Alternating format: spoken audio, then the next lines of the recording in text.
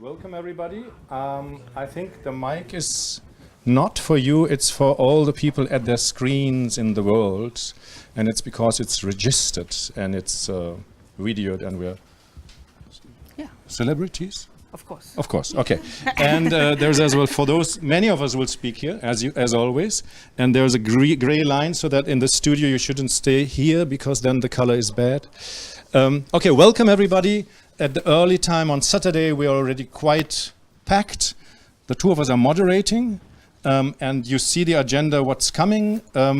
Moderators have to be very strict with time. Always. Always. I'm Arne Panesar. And I'm Madeleine Fogde.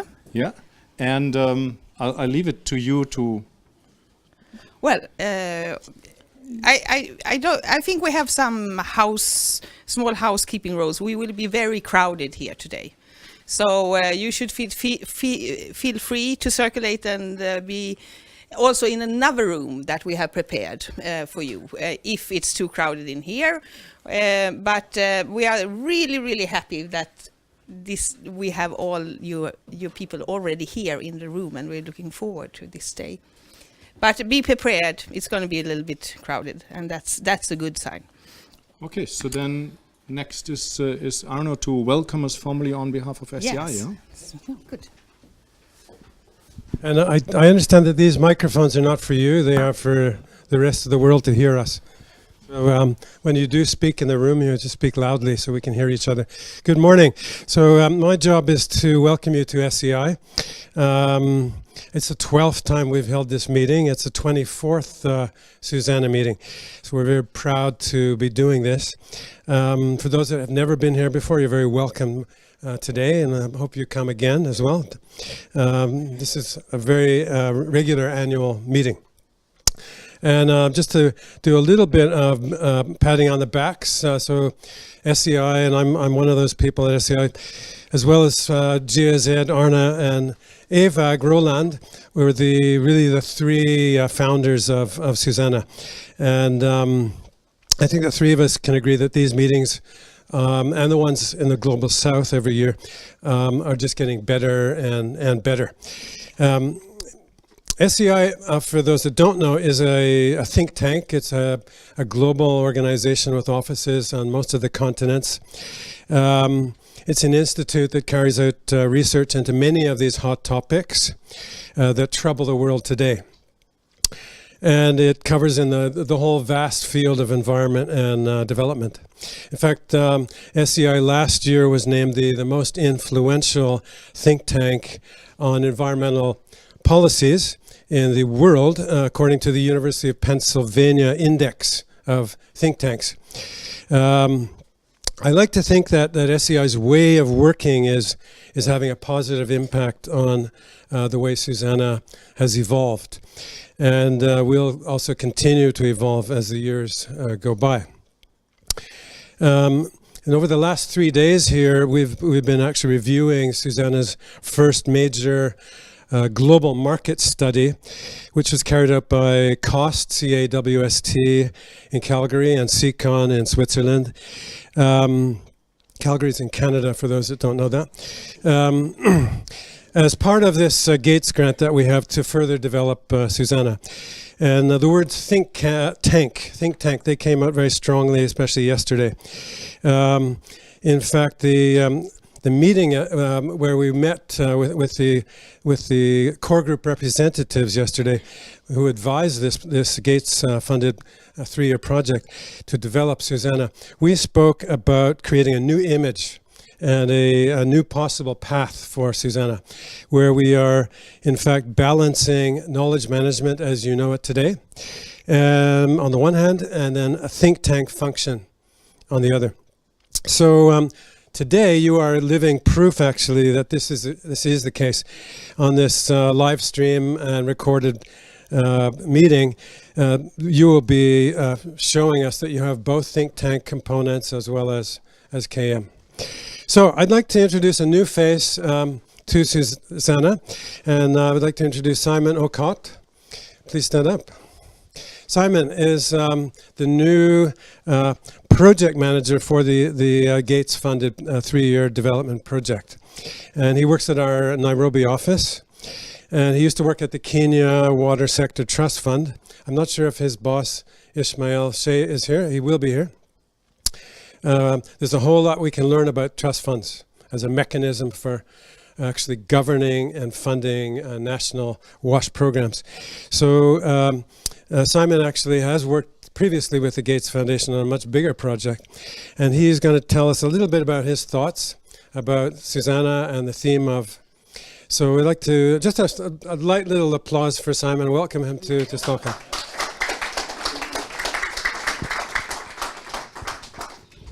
Thank you very much, Arne, for that illustrious and elaborate introduction. Most of you, I think, we've met in the corridors of the subsector activities and more so SuSanA meetings. And so, yeah, I'm pleased to join you again in this 24th meeting, SuSanA meeting. Well, I would like to say that the fact that many of you could afford to come a couple of days before the World Water Week is itself a reminder for us all that we have an important role to play in the sanitation subsector. So really I feel honored to stand before you to welcome you to SuSanA meeting. I know Arne did the welcoming to SEI and what SEI does. But I also would want to now to link this meeting, our role as subsector practitioners, with this year's World Water Week theme of reduce, reuse. Yeah, I think as a global platform for sanitation and hygiene community of practitioners, SuSanA is committed to stimulate action towards attainment of the SDGs, especially SDG 6.2. And this is through intensified reach of learning, of course, and sharing for active application of, sanitation information and outreach mechanisms in order for us to realize impact on the ground. So we are looking at working at scale, but at the same time, we want to see how this working at scale, in fact, touch the grassroots lives. For SuSanA to accelerate this impact of learning and sharing, we aspire to change the community of practice behavior. And I think this is practically trying to move people from need to know, which we usually look at when you go into looking at the platforms and forums, to actually need to share and act. So for us, it's moving another different level where we will be able to actually apply what we learn and actually apply at scale. One of the strengths that SuSanA has is the capacity to recognize changing nature of development landscape in the sanitation world and how to adapt that. And I think having looked at the shifting geography and the profiles of priorities, I think we've seen the growing need to upscale, which I've really talked about, but also there is the accelerating pace of urbanization that is a challenge to sanitation when it comes to service delivery, and also the question of expanding innovations in the subsector. So how can SuSanA then harness all its capabilities to be able to face these challenges? And I think the strength that we have that is crucial is the fact that we can help bring these approaches to the people and perhaps try to make these the people to actually be so much agile and motivate the communities to be responsive to these kind of approaches. Further to this, we recognize the subsector developments that have taken place in the recent past, or I would say in the past kind of 2 decades. The innovations that have emerged, especially with regard to the service chain and the values of reuse of sanitation products. Sanitation subsector practitioners have always, and this is for time that stretches back.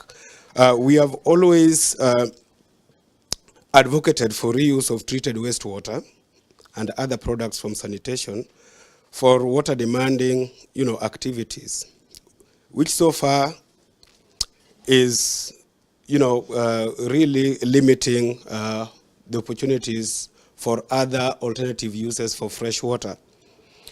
And it's therefore, I think, quite fulfilling for us today in this room and as SuSanA community that this year's World Water Week theme, which talks about water and waste, reduce and reuse, was well coined to actually signify the shifting priority, not only for water and water resource management, but towards actually considering sanitation as part of the nexus for water, the wider water sector, water and sanitation sector.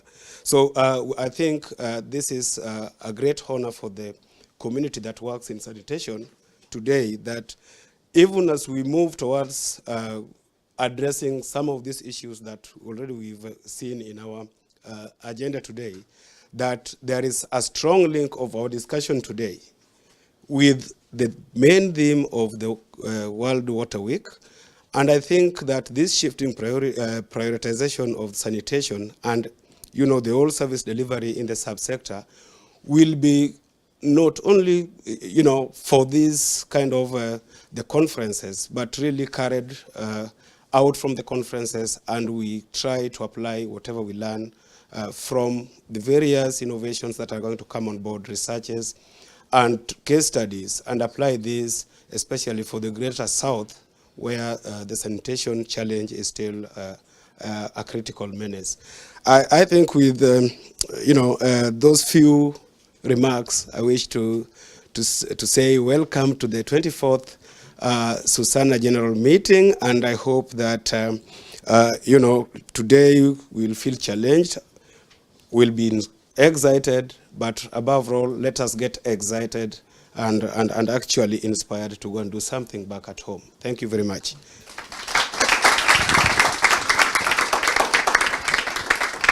Thank you, Simon.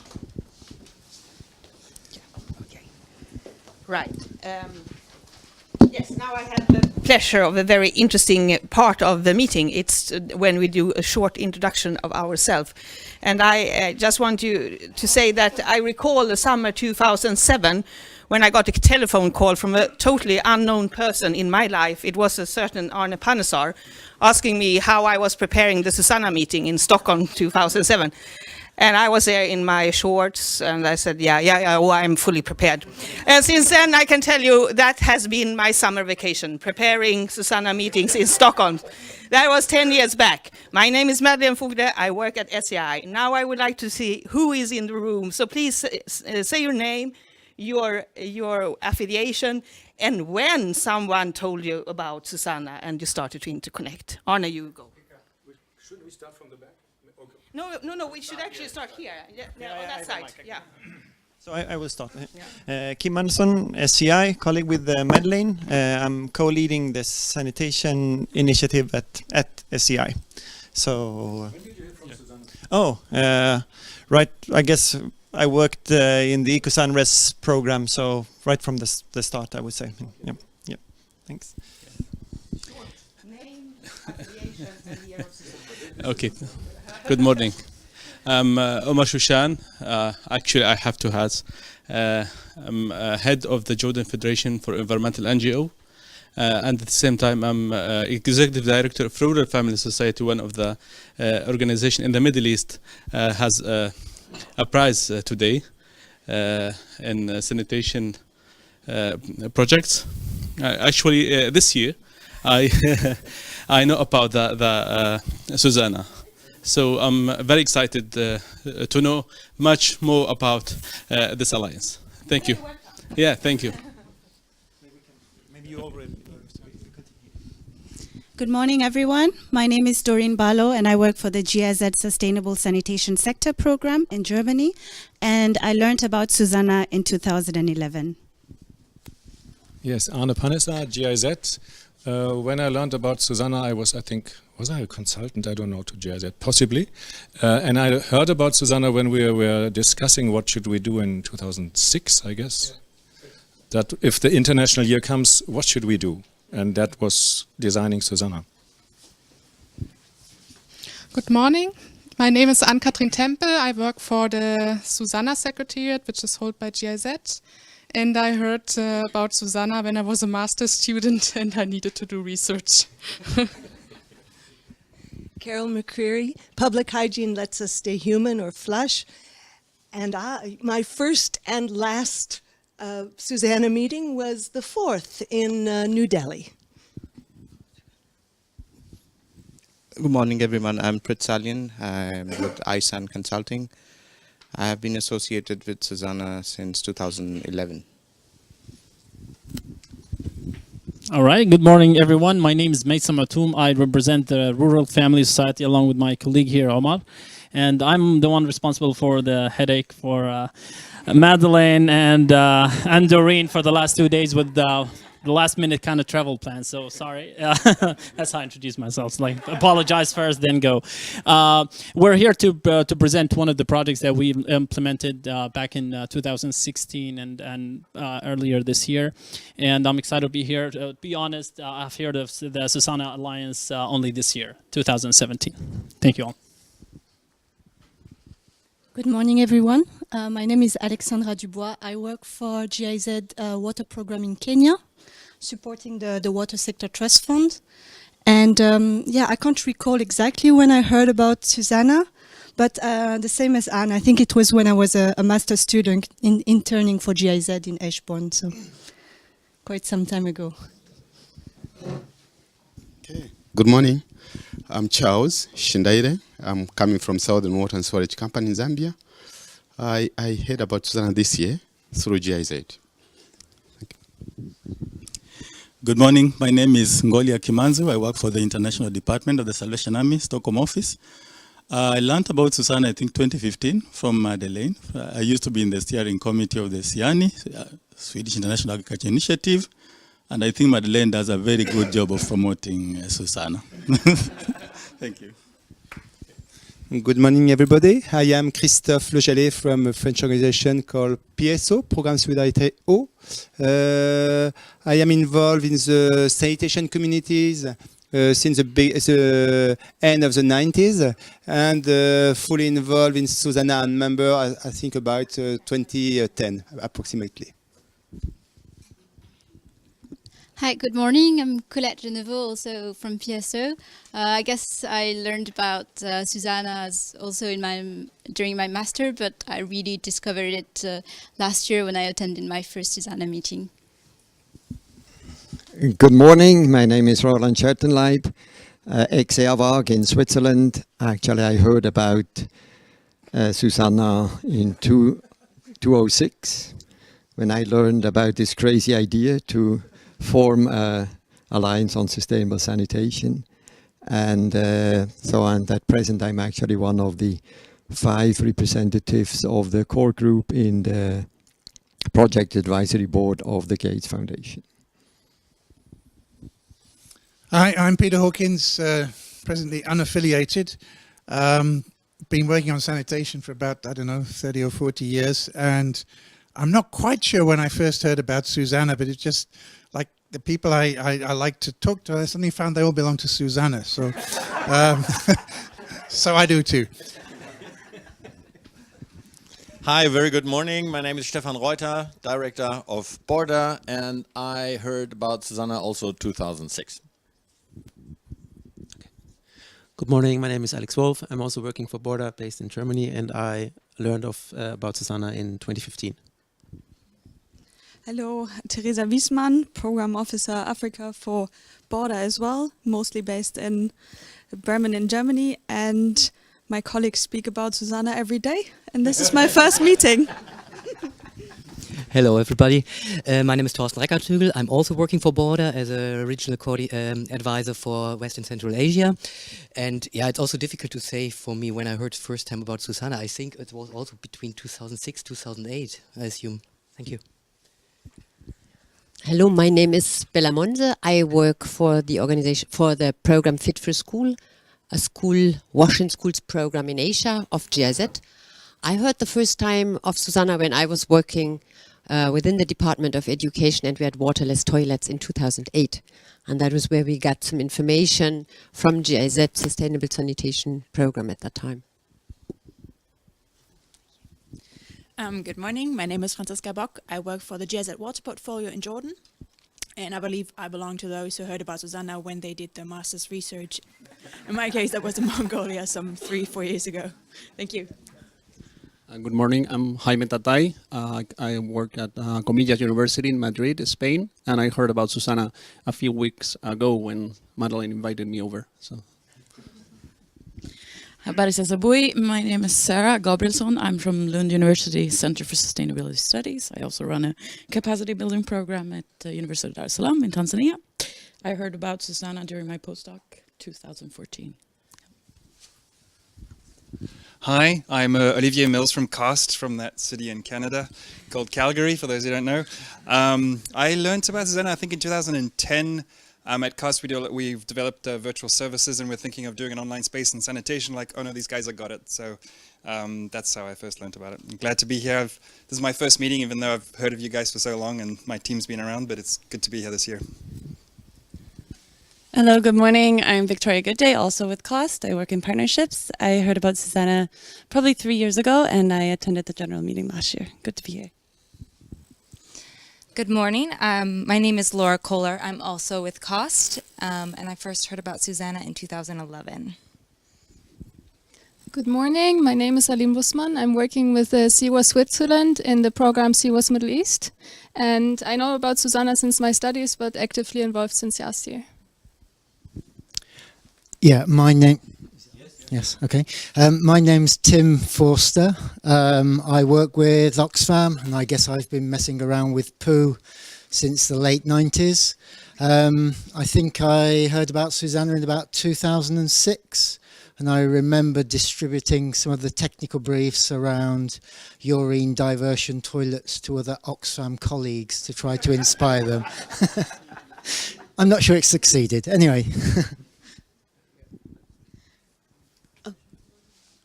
Thank you. Yes, yes. My name is Raul Silvetti. I'm coming from Bolivia.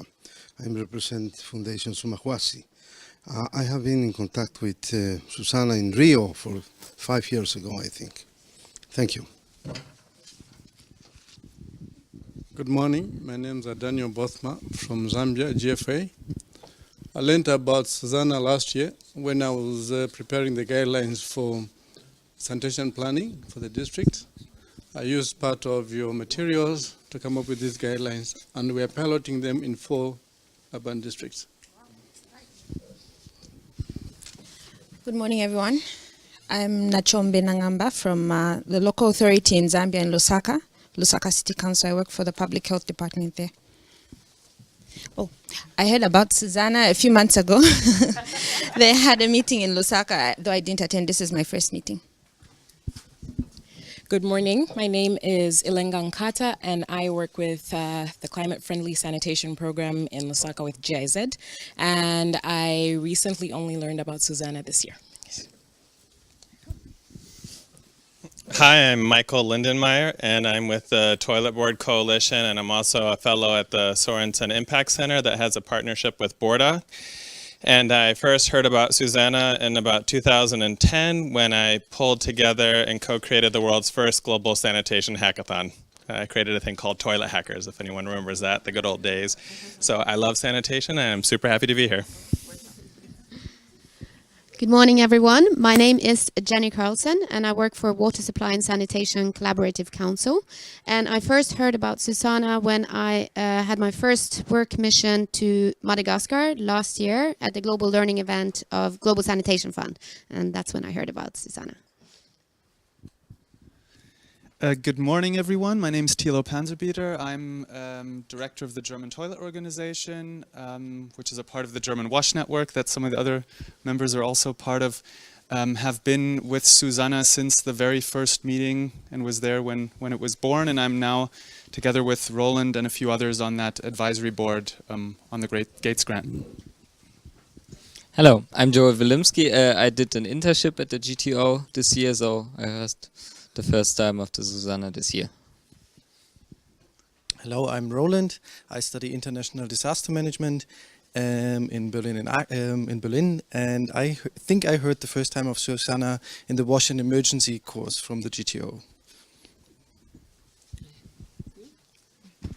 Hi everyone, I'm Shobana Srinivasan and I'm employed by BORDA, but I work for GIZ SuSanA Secretariat.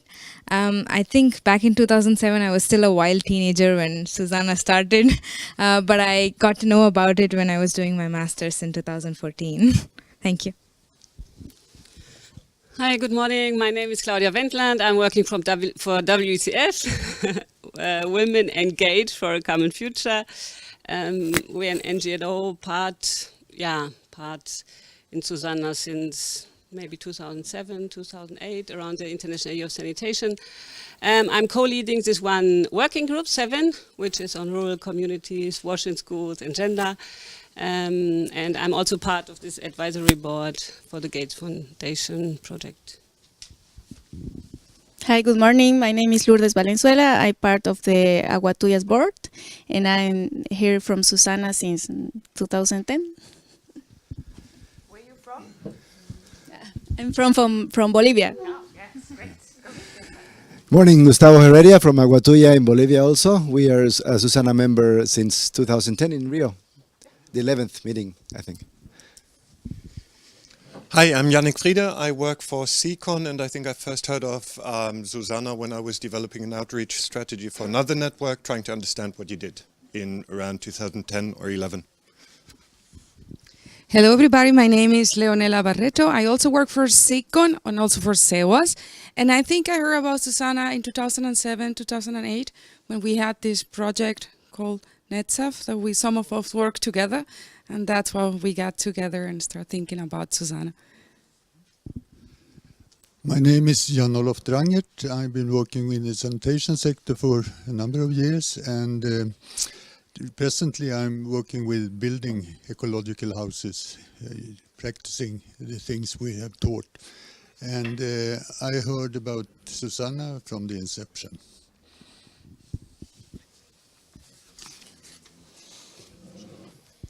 Good morning, everyone.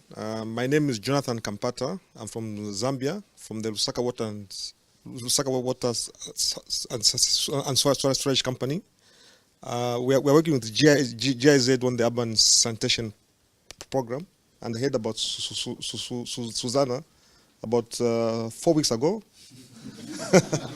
And I'm here together with the people from GIZ, and I look forward to learn more about what we are doing, and particularly to put into practice.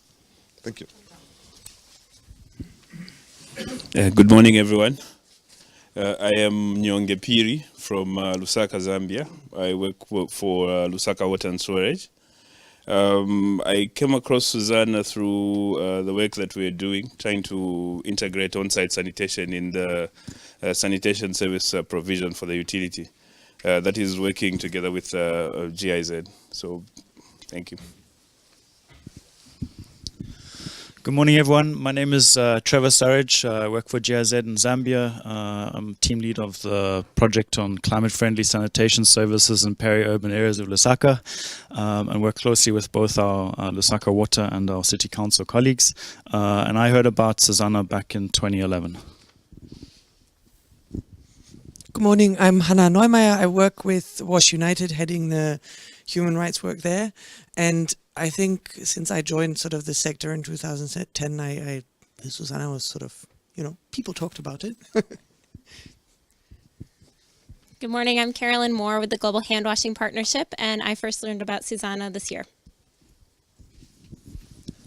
Good morning, I'm Ron Klimmer. I'm with FHI 360. I lead the WASH team there. I started hearing about SuSanA a few years ago, and this information coming out, and I was like, what is this SuSanA anyway? And a couple of years ago, was able to start participating in meetings, and certainly appreciate the organization. Yes, good morning. My name is François Briquet. I work for the Global Water Partnership. I'm also leading the urban theme for the World Water Forum, they're coming in Brazil. And the first time I heard about SuSanA is through you, Madeleine.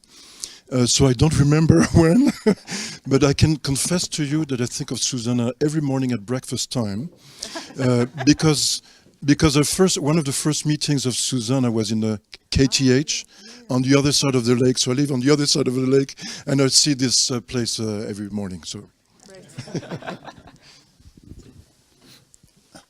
Good morning. My name is Pai Drexel. I'm a strategic program leader at the International Water Management Institute.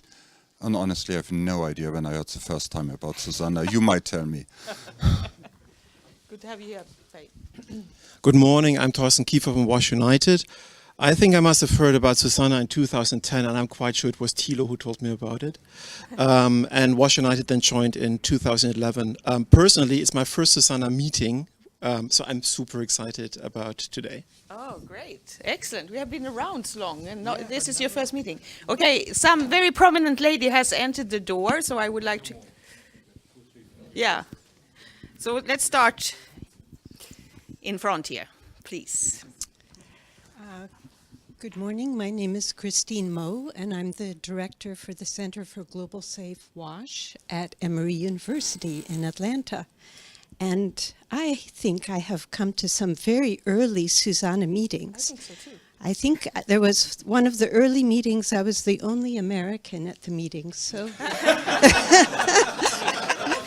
But now, no longer. So. That's the progress. Good morning. I'm Fatou. I work with Borda in Mali, and I found out about SuSanA about 2015. When I started becoming involved with Borda. And this is my very first meeting, and I'm excited. More new faces during the presentation round. Good morning. My name is Halfred Schulte-Herbrig, and I now work for EcoLoop, a small company looking at water and sanitation and closing the loop. So that's very exciting. What else? When did I first hear about SuSanA? Well, that was Angolia who introduced me to SIANI expert groups and said we should form an expert group. So we did on water, sanitation and food, nutrition, security, and we're doing a phase 2 this year. So.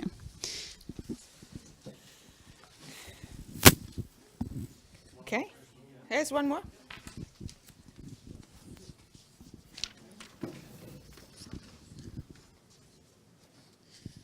Good morning, everyone. My name's Abraham Movola. I'm from Choma, Zambia. I work with the Choma Municipal Council as Acting Director Planning. I first heard of SuSanA, I think in July, when I was asked if I'm interested to come and attend this conference. So I'm excited to learn more about the whole organization. Thank you. A warm welcome. So, mission completed. We have all introduced each other to each, and I think this was a little bit significant because this is a 10-year celebration of SuSanA we are doing this year. You'll hear more about that later today, I think. But by presenting ourselves, we revealed a little bit about our history, and it's so great to have someone that only knew about SuSanA a few weeks ago, and the ones that have almost born with SuSanA. So now I would like to introduce the prominent Arne to do some work up here on stage, please. Yes, thank you, Madeleine. And so the round was, who am I? Why am I here? What is SuSanA? And I have the same role now. Who is SuSanA? Why is she there? Since when she knows it's SuSanA? Well, and that helped, I think. And yes, it was about 10. We have the 10th anniversary because in January 2007, we had the first meeting, and we had it because during 2006, we were saying, well, if this crazy thing of an international year really is happening, then a lot of money will be pumped into the sector, and maybe a lot of rubbish will happen. So there was a strong concern that if I was always said that those days we were counting 5,000 children below 5 dying every day because of dirty water. And the vision was that if you have a new toilet and the only thing the toilet does is pollute the nearby village lake, then this number will increase during the International Year of Sanitation and not go down. So the concern was that how can we do our work more efficiently? How can we bring in the aspects of sustainability? And in the first meeting, we were about 20 people who were asking themselves how to do that. And one way was to say that, well, if we are so scattered, then these voices won't be heard. So can't we have a joint voice? And if we want to have a joint voice, then we need to have consensus on what we can argue for. And there might be areas where there will be heated discussions, but there might be many areas where we're actually quite clear. So actually it started with a number of people who want to do better work during the coming year and to try to find out where they can reach a consensus to speak with a common voice, with a stronger voice. I think that was how we went together, and I think that's still how it is 10 years later. And so now SuSanA is often seen as a knowledge management thing, but it is knowledge management with a purpose. Because if you think that let's agree on what can we agree, then you need some literature that sort of, so this is the extreme one side direction, this is the other direction, or this is the review, and this is on which we can all agree.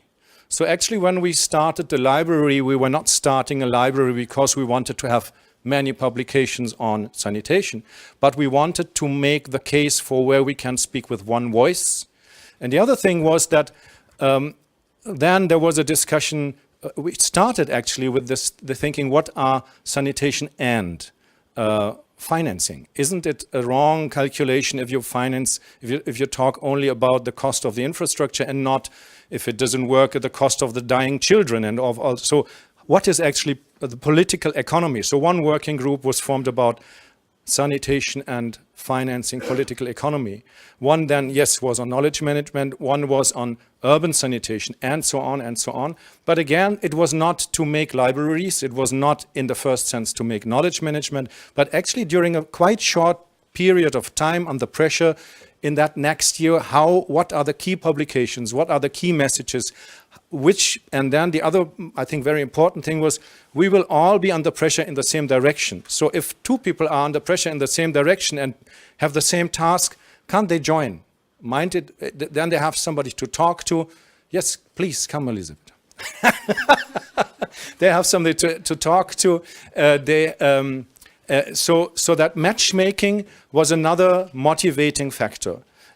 In the beginning of a few people, then we put up a list of what we find is important. That was a wish list in that January 2007.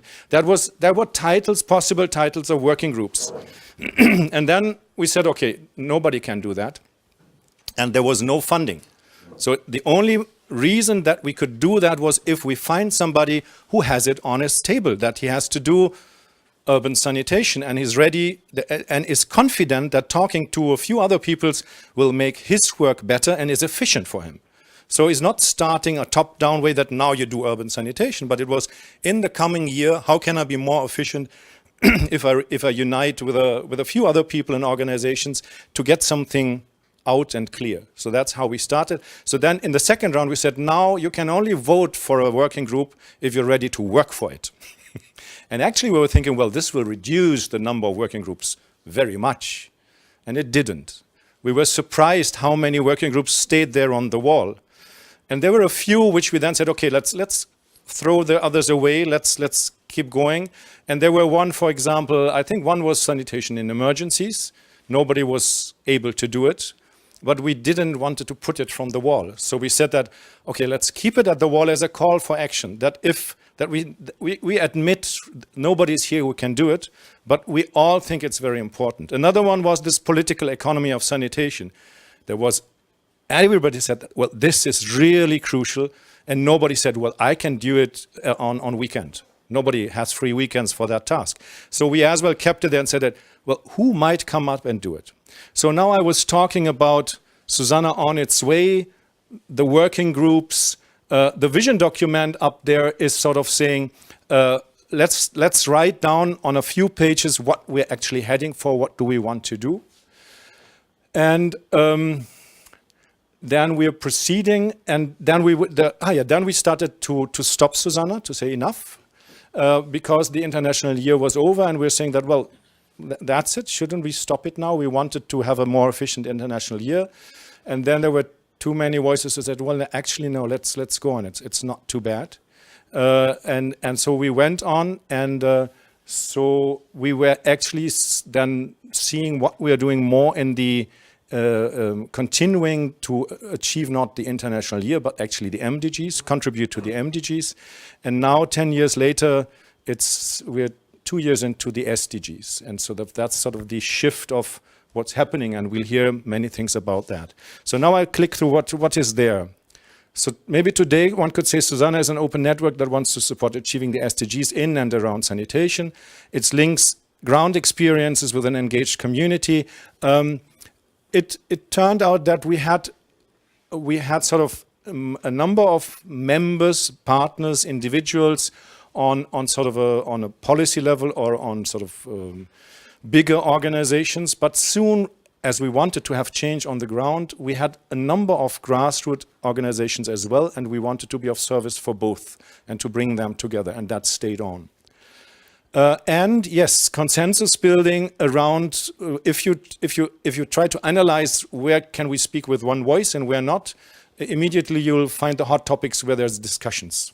Is a UDDT from God or from the devil? Or is CLTS the silver bullet of new use? Or what is it? And so actually by trying to find out where we need discussion, we addressed innovation and was sort of helping innovation to be discussed and as well to be documented and as well to be agreed on what can we say about it. Okay, I think that's it in a nutshell. This is now sort of re-visualizing what I've said. These are the working groups, and they have changed a little bit. Some were coming, some were going, some were sleeping, some were active, and we'll hear from them as well during the day. Then as well under this, that let's get the knowledge base together. It started then people who were driving. We identified a few central documents that we wanted to be there. There were key documents like the compendium, which for the first 8 meetings was quite an important part in the systems working group, that we are the sounding board for it. The left one was our attempt with WSP to have some more information on costs. Then we had something on cities and so on and so on. But my point here is that it's not to collect case studies, it's not to collect this or that. It was always making the case, how can we be more efficient in our work? What's missing there as an argument, as a gap where we need a joint voice to go forward? And who is in the room who has that on the table? So that it's not some people somewhere, it's you. It's nobody else. And if you talk to you and then identify something where you say, okay, this is worth doing it, then you say that, oh, well, it will fit in that working group, or it will fit for preparing that conference.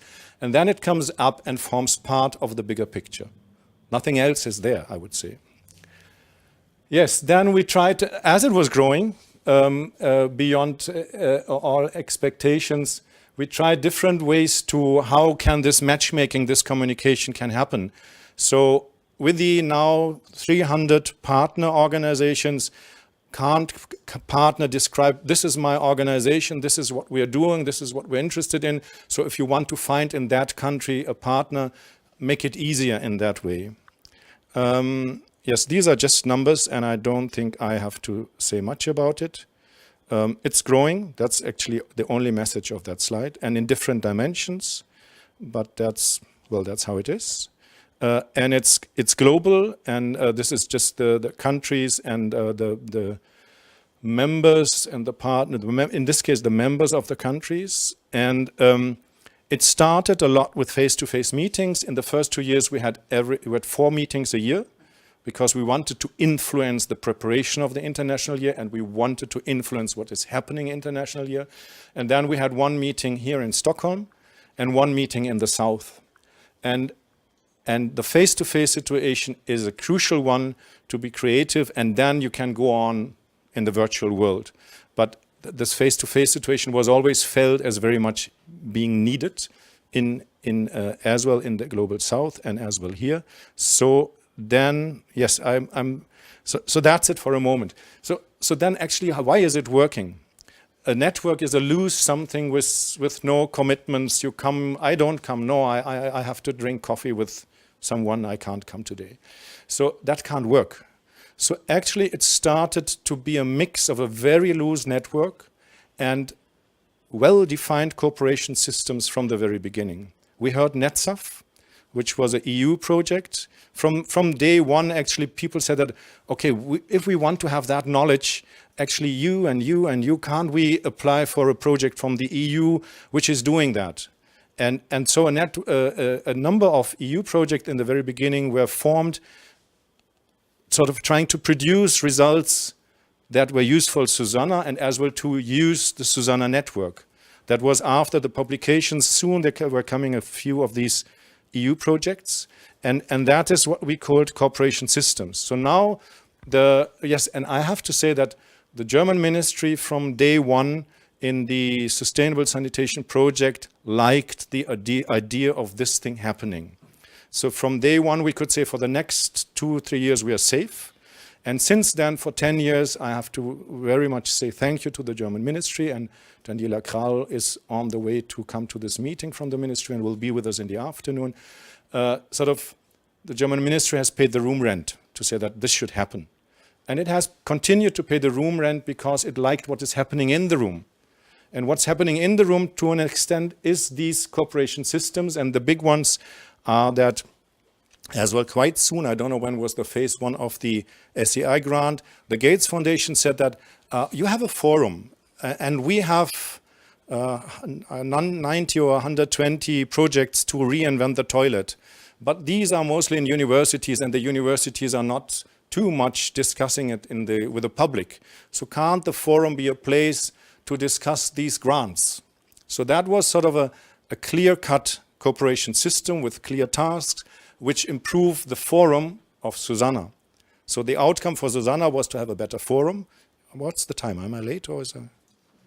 Okay, so I'm coming to end. So it's this combination of the network and the cooperation systems that makes it happening. This is an overview of some of the cooperation system. They range from the bigger ones to actually, if partners come together to form a thematic discussion, or if an organization says, yes, we'll pay the dinner, so we can have that meeting going. So, and it's very much the voluntary time or the matchmaking time that you bring into SuSanA because you make it synergistic with your ongoing work. And I think that's it. So the regional chapters are just an attempt to be more in the region and to be of service to regional contexts with what SuSanA is. The India one was starting because the Prime Minister of India was starting Swachh Bharat, and actually the Indian colleagues were saying that what we had on a global level in 2007 will now be repeated in India. Everybody will build something, and we need to bring in more sustainability aspects. And we had Argyam who said, will you pay 3 years, 9 thematic discussions? So that's a very small thing, but it has a start and it has an end, and it is a limited contribution to a discussion, nothing more. It's something small, but we saw the potential that maybe the Indian partners can unite, can bring on it, and Vishwanath will tell us more later. Another one was the SuSanA MENA chapter, or IS, which is sort of starting now, and I'm excited that new people in the region said, well, I've heard of SuSanA now because that's the idea. At the moment in the MENA region, a lot of things are going on, and sometimes the right hand is not doing what the left hand is doing. So the matchmaking to understand what's going on and who is doing what, there would be a reason. And there are 2 SuSanA partners who have projects there. One is SEVAS with the Swiss development government ministry, what's her SDC, and cooperation. And the other one is GTO with the German Foreign Office, which are doing some small things, but which are with clear goals and clear some things. Can this be a starting point for something more? We're trying out to bring SuSanA to a region, and the aim is, again, not to have it quite on a project time as a cooperation system. It has a start, it has an end, and it has a contribution to what SuSanA can be. And I think, well, that's sort of visualizing the SuSanA Secretariat in the last 3 years. Let's estimate 900,000 euro. SEI has a program on sustainable sanitation as well with something. This is sort of the driving, this is the room rent. But the main contribution is that other thing, all the cooperation systems which are happening because of you. And this has in fact impact on, maybe as well in fact, on other broader things happening. Hopefully Swachh Bharat, is it the shit flow diagrams, is it the India chapter, or is it personally you and you and you in India trying to streamline thinking towards more sustainability and so on. Yeah, I think that's it, and I think that will launch, but that Roland will talk on in a minute. And so the SuSanA Vision 2030 is our next step, and I think, yes, the agenda. You have it in your hand. Just go through. We're here now at 10:20. I hope it's 10:20 then. We'll continue with a small launch of the sanitation calendar as an activity. We'll have a coffee, and then we have a block on sort of the on one hand, the knowledge management grant, a big cooperation system which will bring us towards the future. Then on the vision document, we'll go on. You won't get lunch if you're not ready to go for the group photo.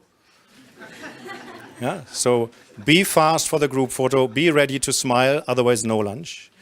Then we have, let me see, I think then this is the scaling up thing, where we have a number of contributions, and I'm happy that we have so many contributions from the countries, and we have others on a broader level. We'll go to the topic of the World Water Week, water waste, reduce, reuse, and again, it's a packed thing. That's actually my signal. I shouldn't talk too long to take the time from these people, and we'll have wash in institutions and gender, and then we'll have a bit more on the regional chapters, which I was just clapping, and then we try to have closing remarks from the German Ministry and the Gates Foundation and try to wrap up. And in between, we'll celebrate because it's 10 years. Okay, thank you.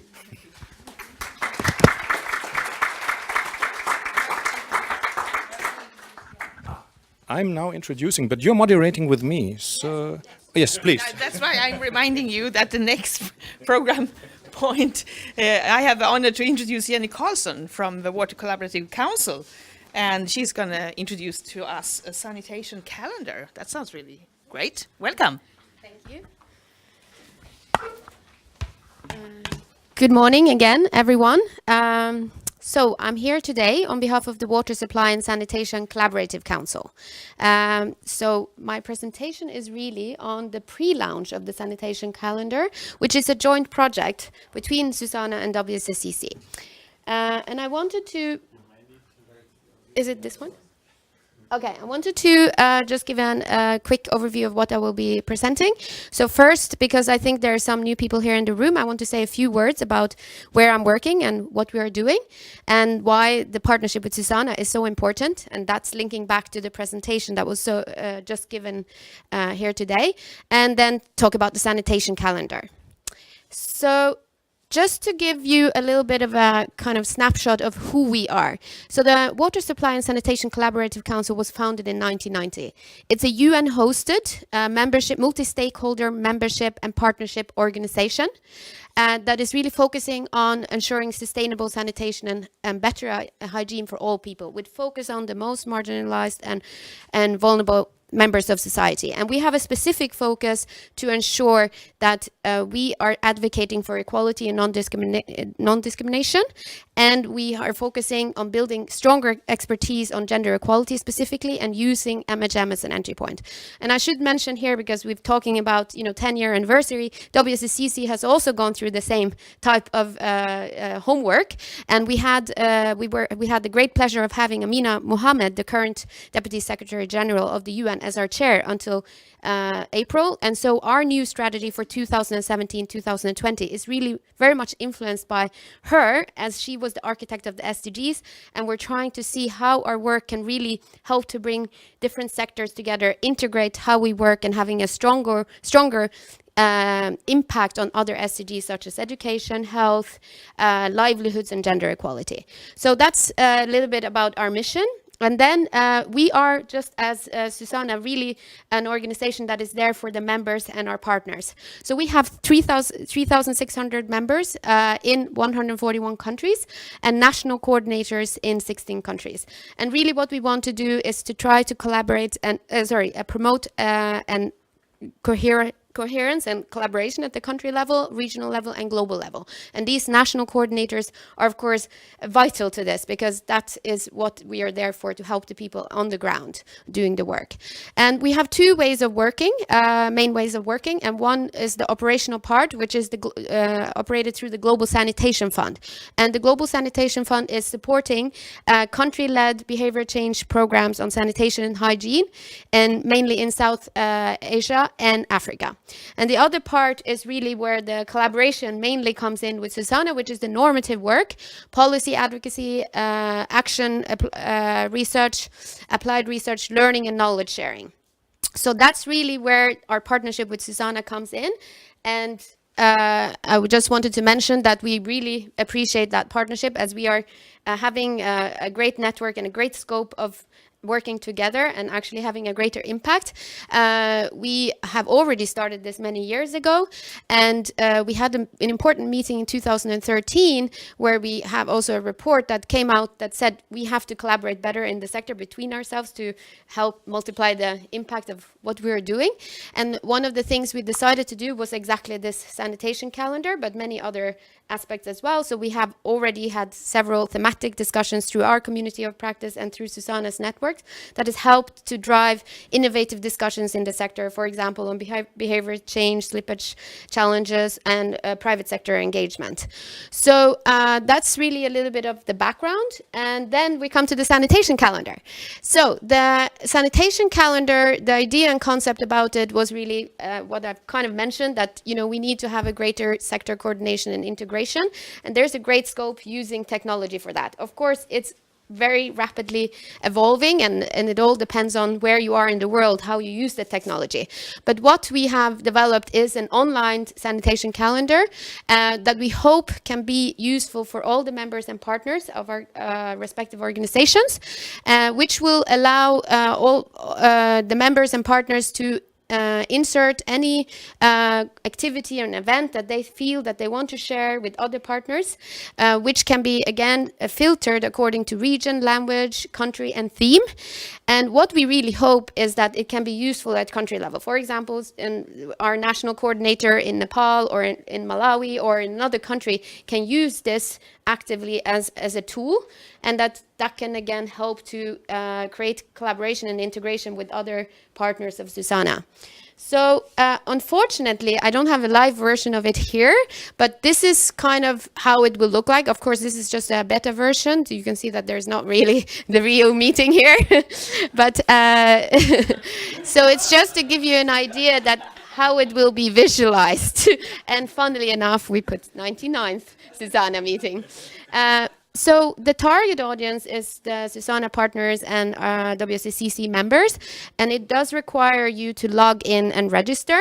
So once you would actually enter the page, you would have to go through that step, and hopefully you could do that, and then quickly it would be much more user-friendly than having to enter that kind of details every time. And then you would be asked, or you would find easily on the website the add button of your event, and the idea is that you can really customize that and provide, you know, attachments and details about what that event was about, so that it can also be a database for what kind of events and capacity building efforts and other activities have already occurred. Because even though we here might know a lot, there will be new people. I just joined the sector 1 year ago, and I would love to be able to access this kind of information of what actually happened on certain theme. So I think it would be a great contribution from both of our organizations. So Shubhana, do you want to say a couple of words from SuSanA? Thank you. Hi, this is Shobana from SuSanA Secretariat. So I just want to briefly explain to you the two interfaces. So this calendar will be available in the events section of SuSanA website and also in the WSSCC website. But if you want to enter events in the calendar, then you'd have to log on at www.sanitation-calendar.org. If you're a SuSanA partner, you'll have exclusive rights where you could just use your SuSanA username and log in and enter, and then you can upload your events and then pictures and PDF documents or any agenda on the event, and this will directly go into the SuSanA and WSSCC interface. And then, so you're welcome to start using the calendar. It will be online from next week, and we are currently having a website upgrade thanks to the Gates Foundation. So we'll have a new website. We've revamped it, and it's going to look a lot better and a lot more attractive and user-friendly. So you can upload your events there so that we have a one-stop shop, as Jenny had described it in the presentation. You'll have all the sanitation events in just one page. Thank you. Thank you.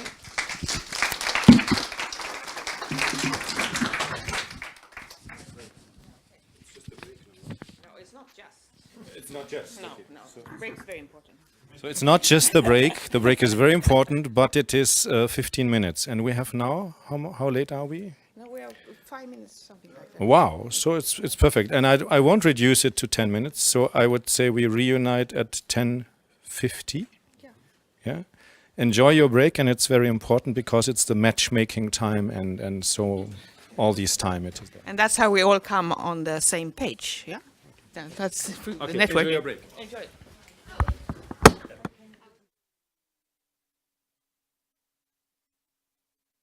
Okay, yes, we are online now. We are back on all the people in their living rooms and so on. We have the next part of our morning session, and we were talking about cooperation systems, and there's one from the Gates Foundation which is in its third phase. The former phases were more on the level of making the forum better, making tools better. This phase as well has a dimension on actually where to head, who are we, and so on and so on.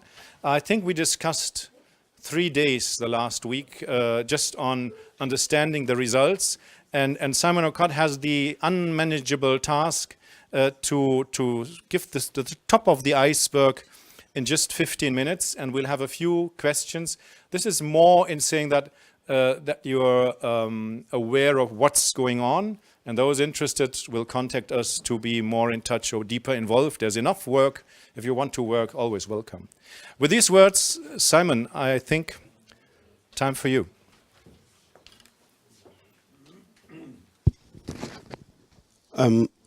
Thank you very much, Anne. Good morning once more.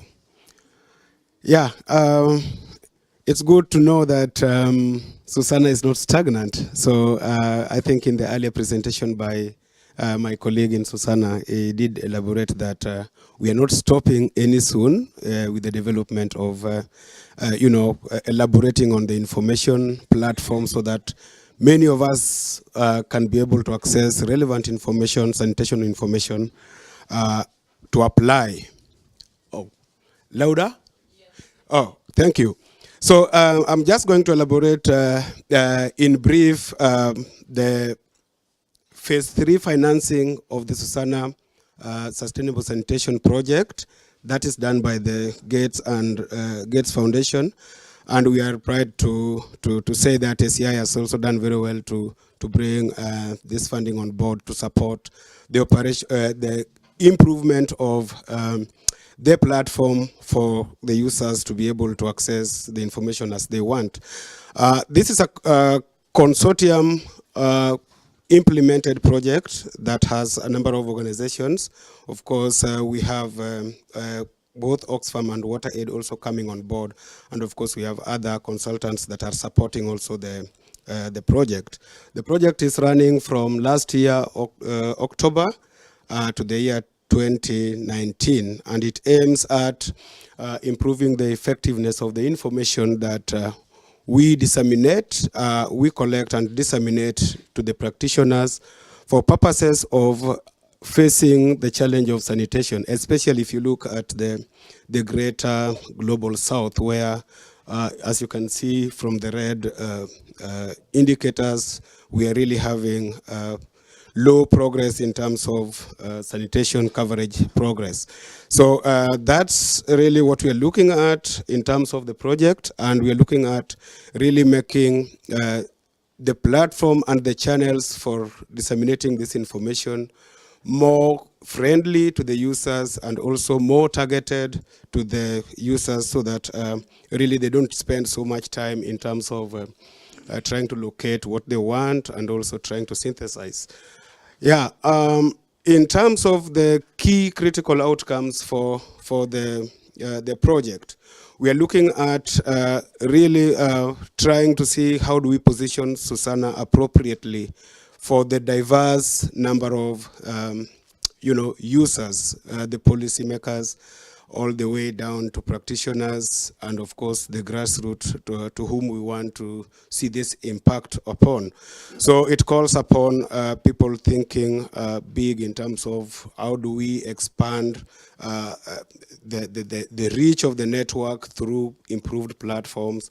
How do we actually also look at SuSanA being available for, for the users and the membership, for that matter, or the network, for as long as possible. So the question of sustainability also comes in. How do we establish SuSanA as a sustainable platform for use in the run-up to the year 2030?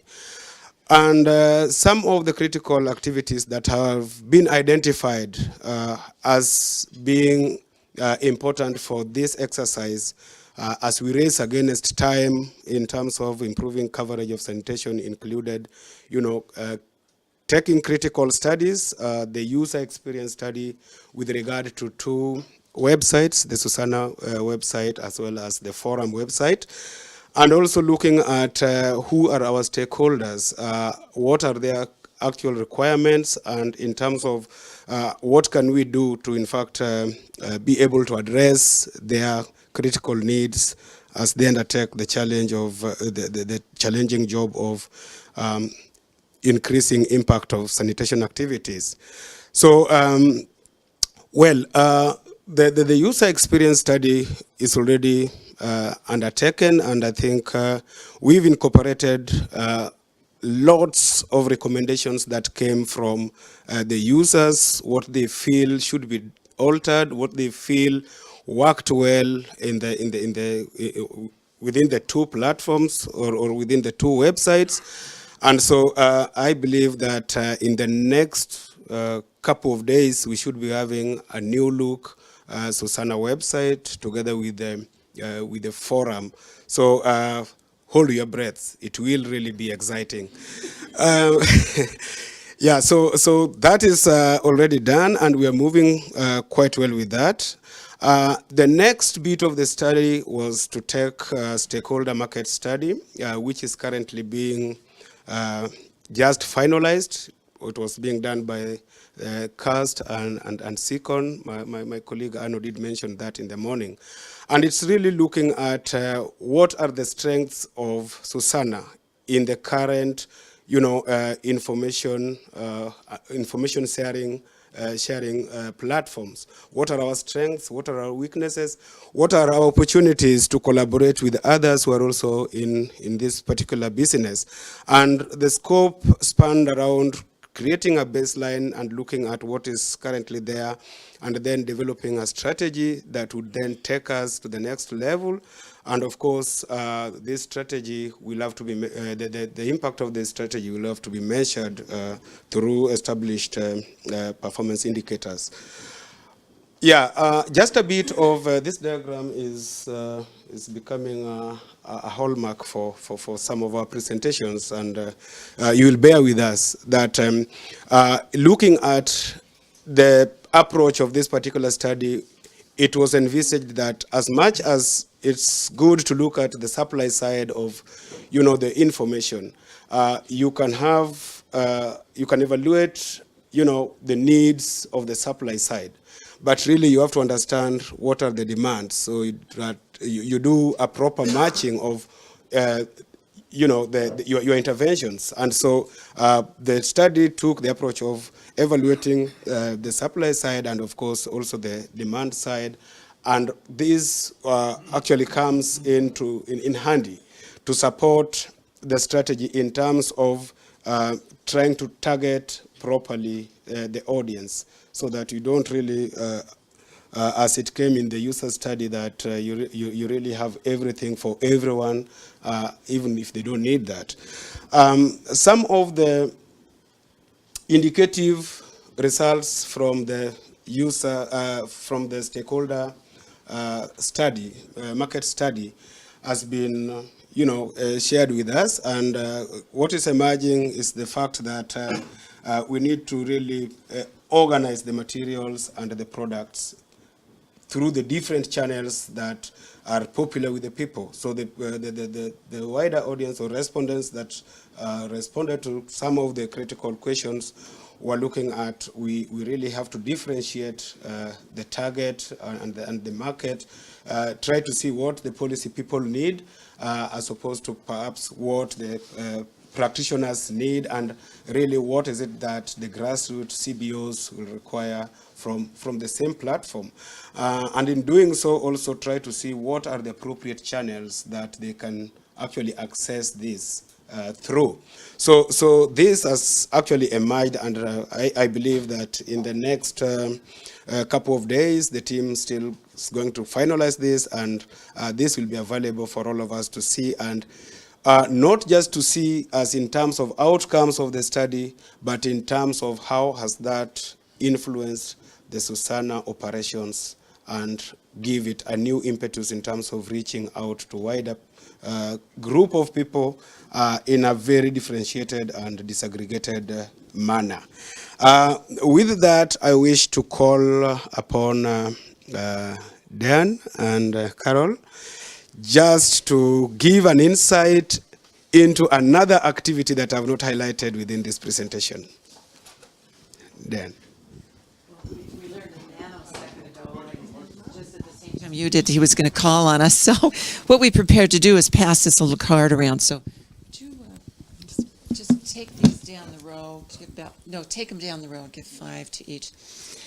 Carol and I are long-term academics who once thought the word Wikipedia was right up there with, a very, very dirty word. And we have since been very humbled to realize that there are far more people who go to Wikipedia for information than to SuSanA. Now, this is a very sad state of affairs, but it is the case. So Carol and I have committed ourselves to looking through the 100 top entries on Wikipedia that relate to water and sanitation. And with World Toilet Day coming up, we're going to have a huge influx of clicks on Wikipedia about World Toilet Day. So if you are a World Toilet Day fan, I just passed out the World Water Day card, but we have one that is a World Toilet Day card. So if you'd prefer the alternative, those are in my bag too. But this is an invitation for you to join our team, and we're planning on having fun. Carol and I are really quite excited about taking some of the science-y things that appear on Wikipedia and putting them in a form that would be readable and understandable to quite normal people. And we have as a reference point some of the people we personally know where we work who have a high school education and are thirsty and hungry for information. And they go to Wikipedia and they just breeze right on by. And they don't even go to SuSanA.org. So join our team. Thank you very much. that's a gracious call. And with that, I think I don't want to dilute that. I want to say thank you very much. Any questions, we're available with regard to the grants. Thank you. Thanks, Simon. Okay, let's have, we have maybe 5 minutes for some to start questions. Maybe we cannot have a one-day discussion. So which questions came out of the presentation on the grant? Please, if there are any. You're so thrilled. No question from our side. Yes, Stefan, please. My question would be, how do we ensure, because when we talk about knowledge management, we look about the right solutions, sustainable solutions. How do we make sure we don't only address technology, health and hygiene education, but crisis situation where we come across bribery situations where money doesn't stay in the utility but it's utilized for the next elections. So these things all happen and are not solved by having a membrane treatment system instead of a constructed wetland. So how do we address these necessary steps in an evolving sector? How do we address that in our survey, or is that also addressed as a need? So my point would be, instead of expert advice, process consulting managed through these crisis situations. Is Okay, that part of it? Well, I'll try with a humble answer and then the experts on the grant have to add. The grant was given very much on knowledge, improving the knowledge management in the existing library, case study, whatever is there. And I think what it can achieve, that I'm quite confident that somebody who goes to the website in 2 years or will improve that during the grant around expectation management. So that if I'm going here, what can I find? Who am I and what is the knowledge that I will need? So it's on the other hand to say that, is there something which should be there because that is then the discussion on sustainable sanitation is more complete. And here this is, I would guess, not exactly inside the knowledgement part of the grant. So, but I'll ask the grant. Yes, Arno, please come.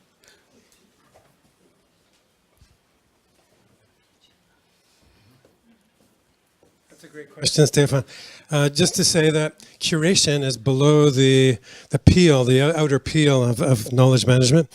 And there's a lot more, if you like, selectivity and a little more rigor in where SuSanA is headed. The backbone of SuSanA is really the working group, and you're one of the working group leads. And these are networks, and many of you are members of them. But what we will be doing is actually turning those working groups into be much more active, to be able to supply a kind of a fingerprint profile of what people's needs are. The survey has told us about the demand side. What a typical user, it could be a wastewater engineer, it could be a doctor in a hospital in Delhi, to find out why his patients have AMR from all the antibiotics he's giving. It's a very, very specific capacity. And in fact, Arne yesterday in a market meeting mentioned that we could be doing profiles for about 10 different kinds of personas, 10 different kinds of market targets based on the users we have today. And we will be, if you like, data warehousing what people are pulling out of the literature from our system, but also the many partners. So it's a much more sophisticated supply-demand relationship on the knowledge. The other one is this kind of thing, the melting pot, trying to pull people together to create new knowledge and click new ideas and to share things and learn. And that's the think tank side. Yes, I think that's, and if you started the sneak preview, I'll add another minute to it. The survey that Karlsen reached 30,000, potentially 30,000 people, and 2,000 to 3,000 answers came back. So now with this, you can actually say that who asked and what he answered as well. I'm getting my knowledge like this, and I like to talk like that. So that actually you can ask, you can make a profile of a persona. And we were developing that further, that a newcomer says that the more you tell us that who you are, not on a personal level, but on an abstract level, the more we can guide you to what you might need or what the other 500 who came would need. And if we really have some funds available to make that in a professional way, the more you tell us that from where you are entering the website, the more the website will be organized according to your needs. And if you feel that's a good way and that's useful for you, then you might be ready to say, okay, I want that the next one coming as well finds it useful. So I'm ready to improve, to give some information to make the persona more appropriate. So there was a whole world to it, how to make that sort of according to the, to respect the privacy of the person coming. But it was an idea now coming out of the discussion we had yesterday that it might help us to organize information, and it might help us to come to the website and not be drowned in information, but to say that here I am, that's what I am, and then the website sort of organizes, if this is what you are, then this is what the website can offer you. But that would be, we have to discuss it, it would be a bigger thing, but it would fit actually to my understanding to what SuSanA is. One more question, and these two, and then we close it, and then we hand over to Roland. Yeah. Yes, thank you for this very interesting initiative. My question is, how do you consider the other language than English? How do you consider the various users that doesn't use English? Yes. First, I ask François as well to put this question. And you need to look into the mic because of there are 5 people in the living rooms listening to us, or maybe 50. Or my question is mainly about sanitation. We started SuSanA with very much the ecological sanitation. It has evolved, as you explained. And what is, for this knowledge management on sanitation, how far are you going into waste management, solid waste, liquid waste? I don't know exactly. So how are you actually putting a scope to sanitation now for this knowledge management product? Okay, so languages and scope. Maybe first scope. It's with the presentation of Roland that we are now not in the MDG era, but in the SDG era.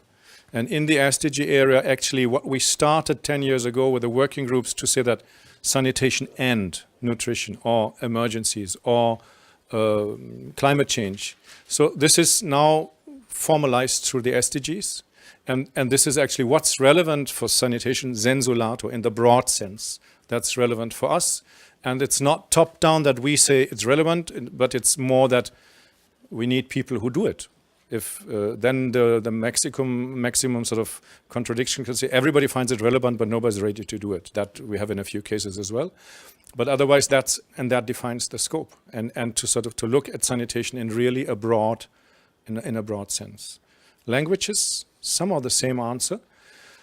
We took, and I'm happy for the people from Latin America, we took some Rio conference in an urban context to say that that's back to a SuSanA meeting.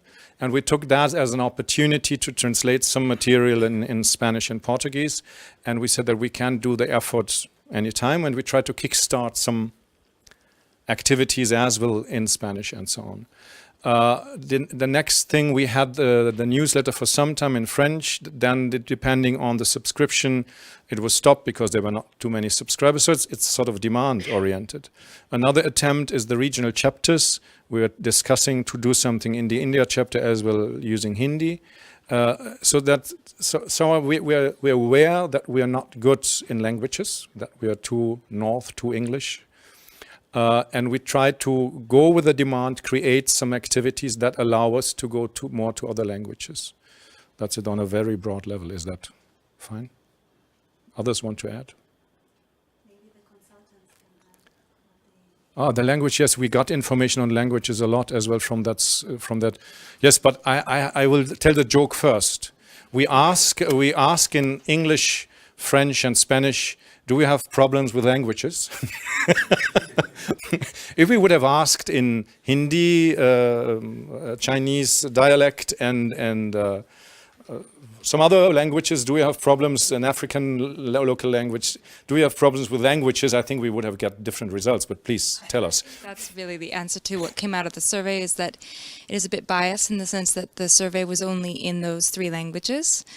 And so therefore it wasn't necessarily that came out as a strong result. Yeah.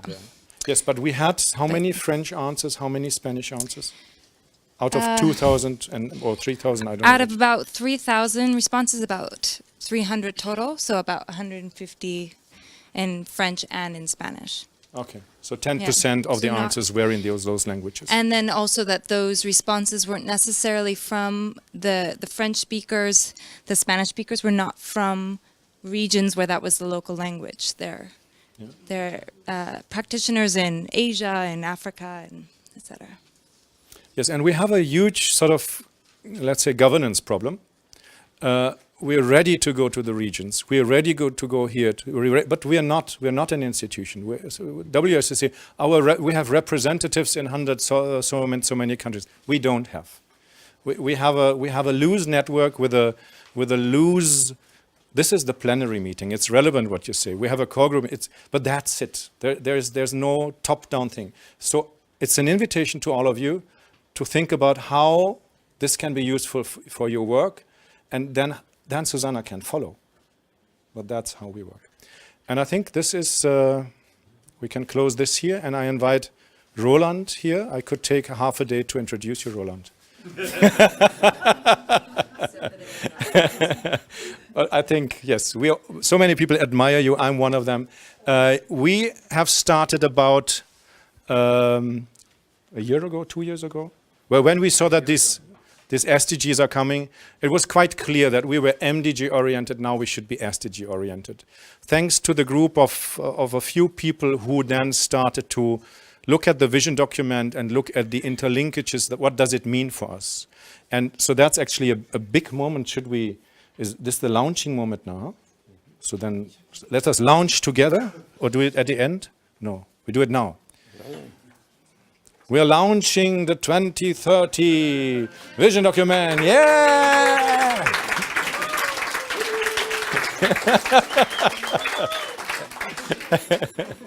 That's it. That's it, okay. Can I go back now? Yes, we saved some time. Huh? That was very intelligent. Keep seated. Okay, thanks very much. Well, if it takes a half an hour to introduce me, that's a bad sign, actually. Anyway, so I think many of you know me, and I know many of you, and I'm very happy to see so many familiar faces. Anyway, the launch of this vision document. Let me start. How does that go here? Where do I press? Oh, okay. So let me say first a few words why it was decided to write a new vision document. As it was mentioned before by Arne, actually the first vision document was written in 2007, in the eve of when SuSanA was created, in the eve of the year of sanitation, and in the middle time of the MDG period. And actually at the core of that vision document was the definition of sustainability in sanitation. That was really the core.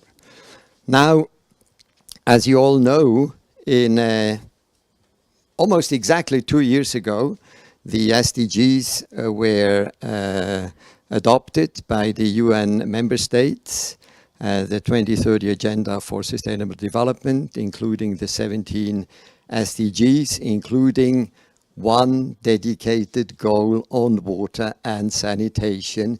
We fight it for a long time, and successfully. So, as you know, in the MDGs, sanitation was just one of the sub-targets in the sustainability MDG.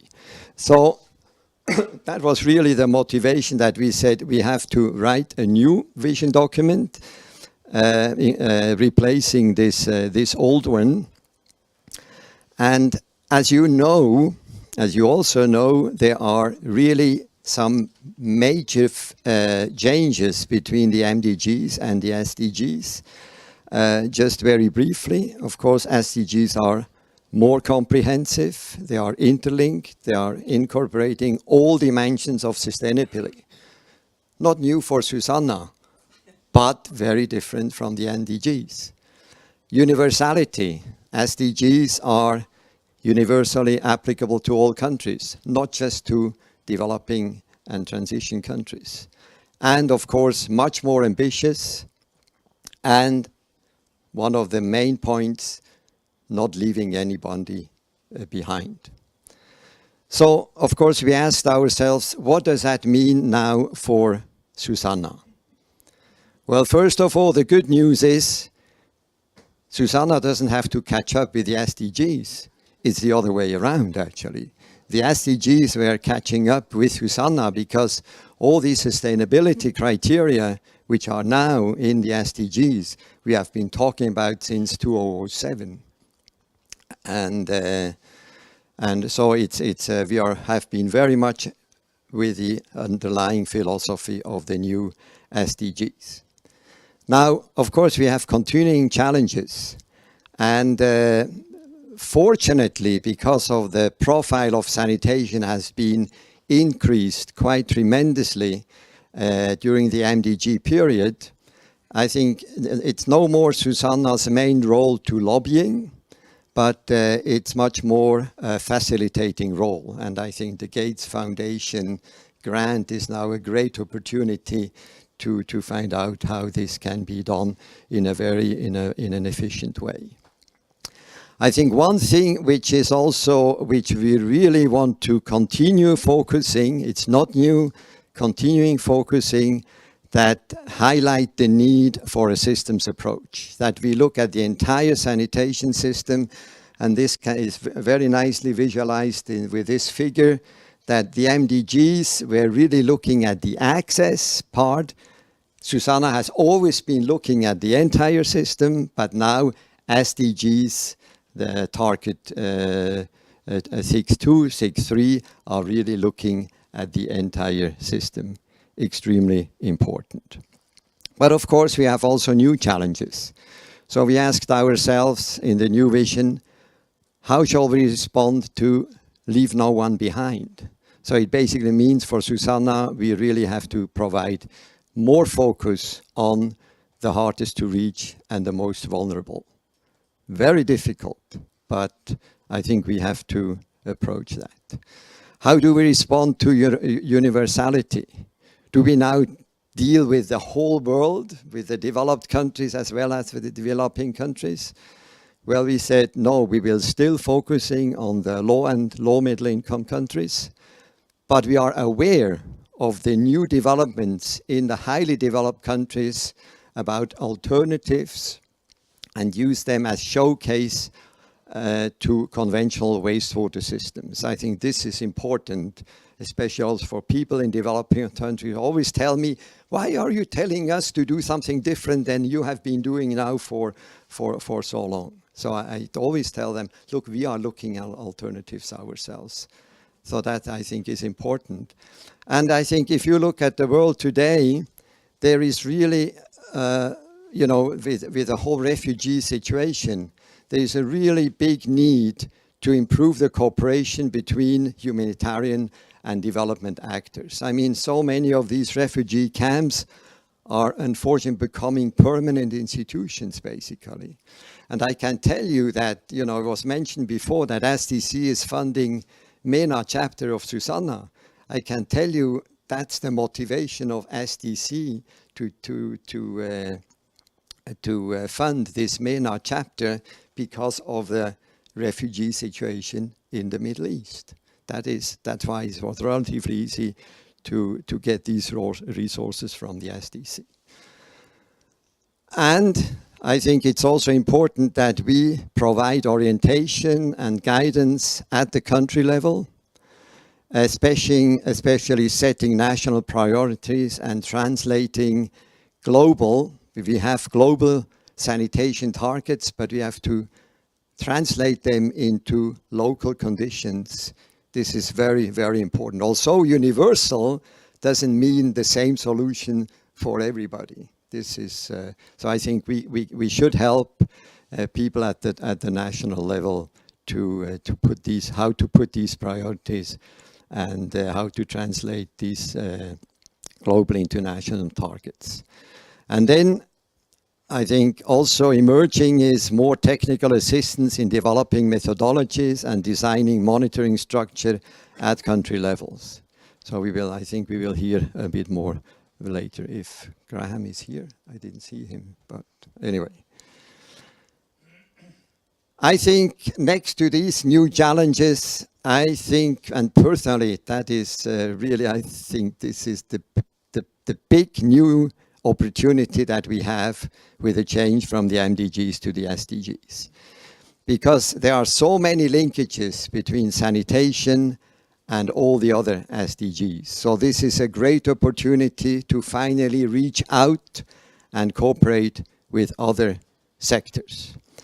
Of course, mainly with the targets with the other targets of SDG 6, but also with some sanitation relevant targets of the other SDGs. Actually, most of the SDGs have a very close link to sanitation. In the vision document, we could only highlight some of these interlinkages. And but in parallel to the vision document, we actually produced an interlinkages document where we are actually outlining or talking much more in detail what the interlinkages are and what the opportunities and the challenges are. And with that, I would like to hand over to Elisabeth. Oh, here she is, Elisabeth Kvarnström. She will talk now a little bit about this interlinkages document. Now, Elisabeth, you were not here when we all introduced ourselves. Would you like to do that now? So now it's been pointed out twice. I was late. That was not my intention. But Arne did it intentionally. Anyway, my name is Elisabeth Kvarnström and I work for Research Institutes of Sweden. My name is Elisabeth. Okay, it's not a problem with the mic, it's more my voice. Yeah. Right. Okay. My name. Yeah. I don't think it works. I mean, it's not. It's exactly. I just speak out. Elisabeth Kvarnström. I work for Research Institutes of Sweden, and I've had the absolutely great pleasure of being involved in the work with the vision document with Roland, who I am in the fan club as well, and with Patrick Bracken and with the GTZ team and with Kim, and it's been fantastic. So as Roland said, in the work with the vision document, we worked also on the interlinkages, and it's really exciting because we in the sector, I mean, if you're working with sustainable sanitation, it's clear to all of us in here that there are a lot of interlinkages. But what we've tried to do, I mean, what we did when we worked with the vision document was to try and systematize it in a way. And it started off as an internal document to more kind of see where the different working groups could work with different SDG targets. But then we realized that this could be really an important thing to also for people outside SuSanA. So we decided to make a standalone document or product of it. And so it's maybe not the most exciting thing to read because it's basically a table of is it here? No. I think Cecilia has copies. Anyway, just yeah. So it's a long document of maybe 20 pages with a table where we're kind of showing the relevant SDG targets per goal and the links to sustainable sanitation and opportunities and challenges. So it's not so exciting to read from the beginning to the end, but I think it's really, really useful. And the fact is, when you go through it, if you go through all of the 169 targets of the SDGs, we can see that 49 of them, as far as we could see, are relevant to sustainable sanitation. There's a clear link. So we have that listed in the table, and then we've tried to articulate those links with references. So this could be, this is a first attempt. I mean, one could do much more. One could go more into research and really make this a good reference document, but this is at least a start. So you have arguments and you have a little reference, so you can go and look at the reference if you want. And then the last is the opportunities and challenges, and the opportunities. Opportunities can be challenges, and the other way around. So a challenge could be an inspiration for where we need to work, and an opportunity is something to catch on to, of course. So it can be useful as a source within the sector for inspiration for work, the opportunities and challenges, for example, and also for advocacy for sustainable sanitation in general by the links to other targets, and also, of course, as an inspiration for our sector to reach out and work with the other sectors. And this is just, you can't read this probably, but this is just to show how it looks like with the targets on one end, the little piece of text, and then you can see that we try to have reference there. So this is what we've done. This is in draft form now, but hopefully soon it's going to be finished in the first version. Thank you.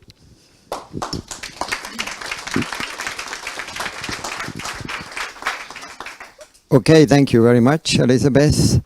Now, before we come to questions, actually, sorry. But we can celebrate that the first version is there, no?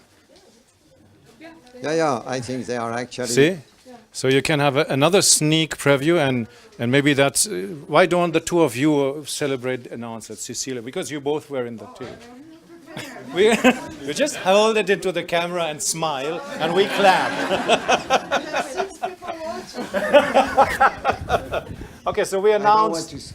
I don't want to spoil the picture. Yeah.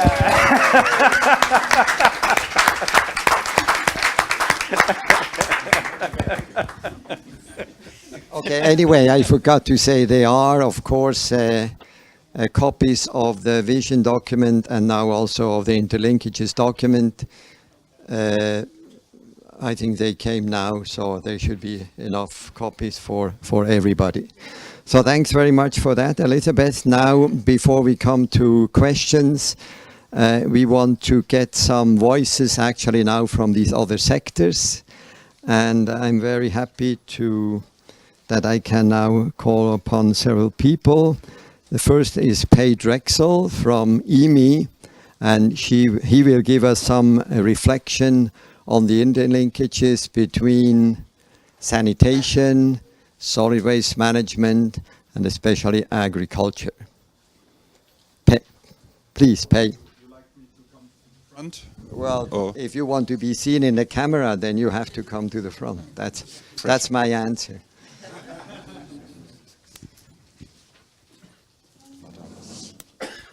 Thanks. So where am I allowed to stay that I don't take... Perfect, Pei. Yeah, thanks. So I understand that my role is to represent one of these sectors or one of the SDGs, which is not number 6. So I'm representing an agricultural research institute. So our mandate, of course, is to contribute to SDG 2. But I must say that we have in our institute actually 3 big programs, and one program is on rural-urban linkages, and this program looks a lot at resource recovery and reuse. So that's our entry.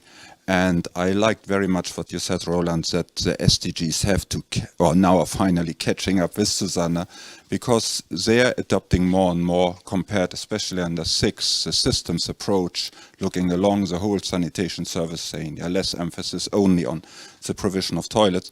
And this is what made SuSanA strong, and that is actually what I loved in the first vision, what I love again in the new vision. That is the systems perspective. That is what allows Roland here today to call me here and then to call later on Thilo, someone who represents the one end maybe of the sanitation chain, more around the toilets, and we at the other end, the agricultural reuse sector. And this looking along the chain, I think, is very, very important, and that might be unique for SuSanA and where SuSanA can provide an added value. Recently, we analyzed the business models which are mostly at the toilet side, the business models which go over to the collection, those which extend to treatment, or those which go then also to the reuse component, or which start at the other end. So we are coming more from the reuse side. And it was very interesting to compare these different business models and to see also where we have gaps. Because in real life, also we all cherish the sanitation service chain. In real life, there are many gaps still. And just to give you, I don't know how much time I actually have, but to give you just one example, I'm living now in Sri Lanka, where we have the IMI headquarters. And Sri Lanka has 115 compost stations. There was once a big push. And you can say, no, 115 compost station, yeah, but governmental supported, there's still money for them. It's great, so there must be a lot of compost use. No, compost station doesn't mean compost use, not at all. Yeah, so, and that are these gaps. They are producing compost to reduce the waste volume. There in these stations, no one who understands the agricultural sector. That was not the design. The design was mostly getting subsidies, reducing the volume, to understanding actually how to market the compost, who will buy it, etc. That's a totally different story. So there are still gaps in these concepts, gaps which we have to address, and gaps where we see solutions out there, like in India, this fantastic regulation that when you want to sell commercial compost, you also have to sell some city compost. It makes it now much easier, because now the commercial compost suppliers go out to the compost stations, which normally have big challenges exploring the agricultural reuse market. Now suddenly someone has actually to come to them. Or in Ghana, where we helped and managed that the fertilizer subsidies are extended to waste compost. So also waste-based compost has now the fertilizer subsidies.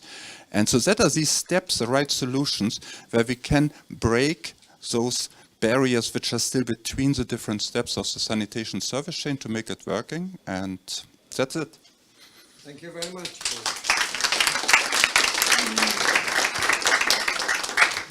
Thank you very much.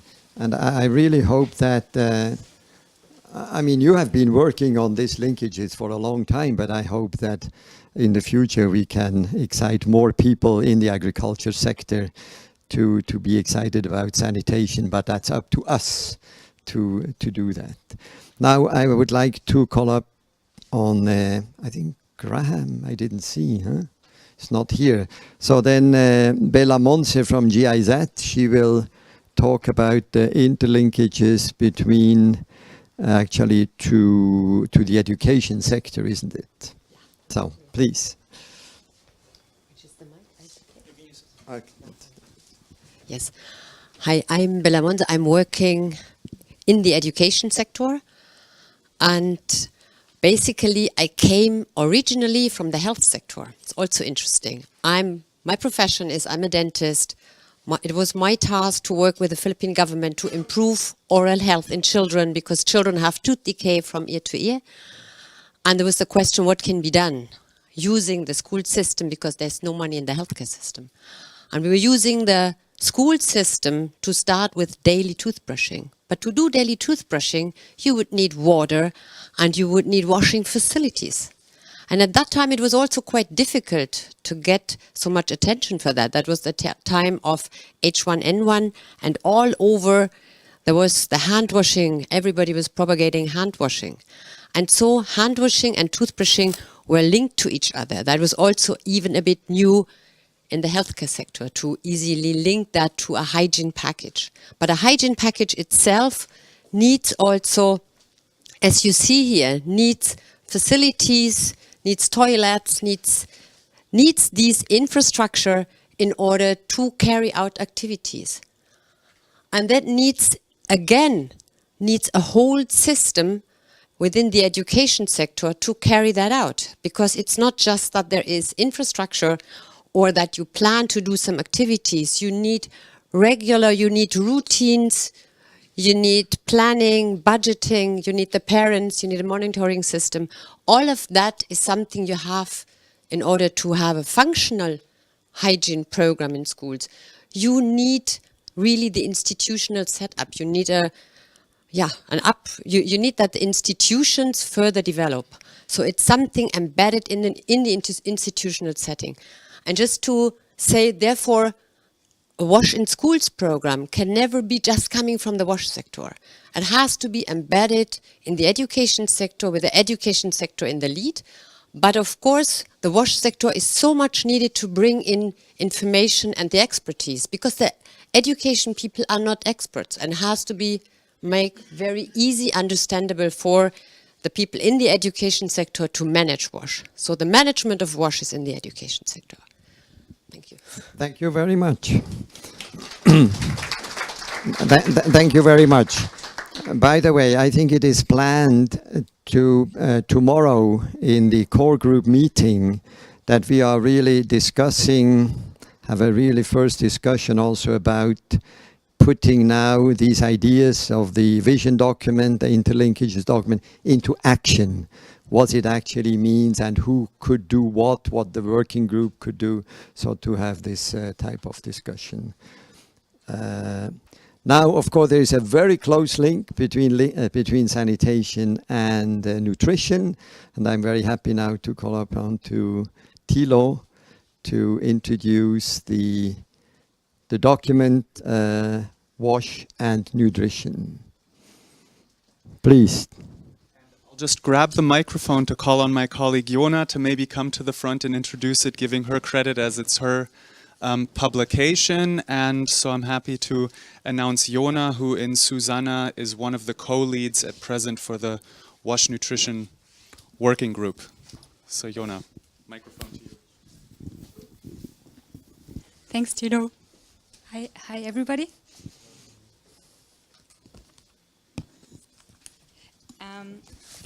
Too many things to grab here. So this is the document that I'll be talking about. It's the magic formula 2 + 6 = 17, the magic formula for achieving the SDGs. Well, thing is that those people suffering from undernutrition are often the same people who lack access to adequate WASH services. And since WASH and nutrition are both basic services and both human rights, this is an important point when we talk about achieving how we want to achieve the SDGs and also to leave no one behind. But yes, WASH and nutrition are also different. And oversimplified, that means that WASH originally comes more from the hardware focus, from the hardware perspective. So now slowly including, well, not slowly, also quickly, now including soft components. But hardware indicators are also those measured in the SDGs.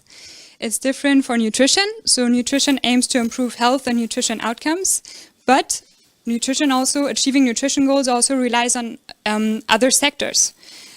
So it comes more from the software side, so from the hygiene direction. And this publication is exactly for this purpose. It's creating understanding between both people working in both areas, shed light on challenges, and also based on a survey makes recommendations how to overcome those challenges. That's it. Well, thank you very much. I think this is really a nice, now really practical step already for showing these interlinkages and how to operationalize them. So thanks very much for that. Now I think we have a little bit of time for questions. Yes, we have a little bit of time for questions, comments to what you have heard now in this session. Please, yes. Thank you, Olivier from CAST. My question really relates to the fact that, as mentioned earlier on, that the the SDGs are very ambitious and some may argue unrealistic in terms of the targets by, I guess, 12 and a half years from now. So what are we doing to, as SuSanA, as more and more are going to be looking at SuSanA, who's now really well known in sanitation, and say, what can we do and how can we avoid some of the fast tracking or the mistakes in taking shortcuts in sustainable solutions or solutions that will last? Some of the lessons that I think the water sector learned a lot in the 80s and 90s, and not just come in with quick solutions because we got to reach those targets, and the governments are going to get pressure for targets, implementers are getting pressure for reaching those numbers rather than reaching sustainable solutions. So I guess my question is, what is SuSanA and its membership doing to support doing the right solution right versus just going for targets? Well, that's a very easy question, isn't it? I think that's a question we are asking ourselves. Since we exist, actually. That's not new, but maybe we have some reaction to this, Stefan. My point would be, rather than wait another 3 years in order to find the ideal solution how to prevent from those mistakes to happen, be there and fail quickly and learn quickly. Right? So I don't think we can prevent failure from happening. But this failure could result into reluctance and dismissal of the solutions in the political arena. So this is where SuSanA is needed in order to take up the excellent opportunities for learning, because in fact we learn more quickly from catastrophes like the big Rhine River catastrophe or other big cholera outbreaks than from best practice. Thank you. Yeah.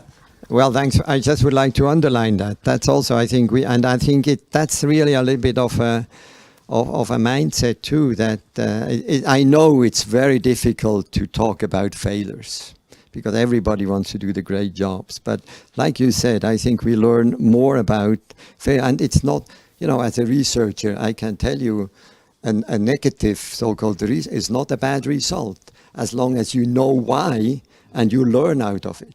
Don't make the same mistake twice.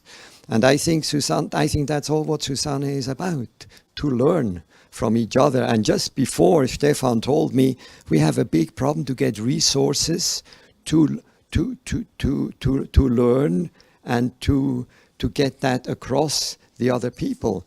And this is sad if we don't have these resources. I know a lot of resources go now to the refugee situation, as I told you before.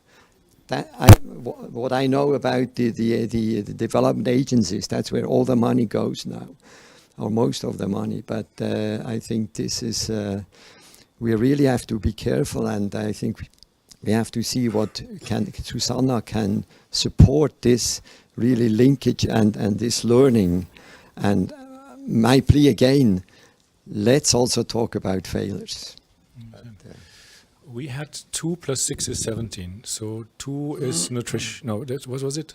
This mathematics, Jona. Is it 2? But 2 wasn't that as well? Agriculture? Yes. The no hunger goal. So that came from Pai and it came from you. And we had 4. That was Bella. That 4 is the education where even indicators are there. So actually my answer to that what is it? 3 with health. Yeah.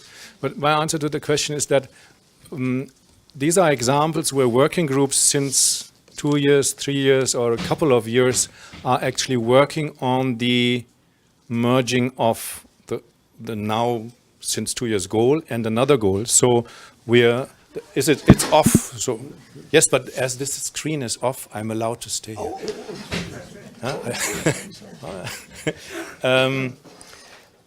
And I think we are not sort of.